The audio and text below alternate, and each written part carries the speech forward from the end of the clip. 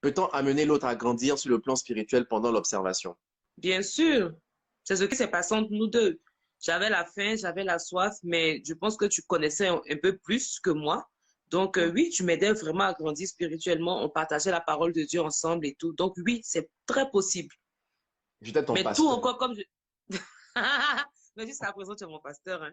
Oui, tu étais mon pasteur et jusqu'à présent, tu es mon pasteur. Mais, tu as vu, j'ai oublié ce que je voulais dire.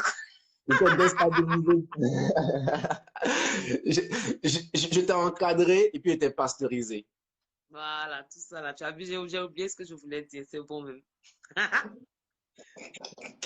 J'ai rencontré un jeune qui m'a dit, il était à peu près dans la même situation en fait que moi avant, c'est bizarre, et il ne travaillait pas.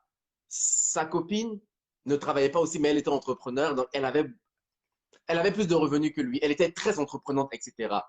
Et lui, il se sentait inférieur parce que il n'avait pas assez d'argent. Il était juste étudiant, donc il n'avait pas assez d'argent et il n'était pas aussi allumé, on va dire, que sa copine. Il se sentait un peu comme dénigré. Moi, je lui ai dit que là, il y a un problème fondamental, hein. Tu te sens important à cause de l'argent ou tu te sens important à cause de la position d'homme que tu as dans ton couple?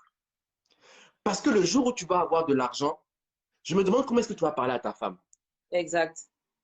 Et le jour là où tu vas avoir de l'argent, je me demande mais comment est-ce que tu vas considérer ceux qui n'ont pas eu d'argent, ceux de Mm, ta génération qui n'ont pas d'argent. Il ouais, faut faire vraiment attention à ce genre de choses-là. Parce que c'est très subtil, hein. C'est vraiment ouais. très subtil.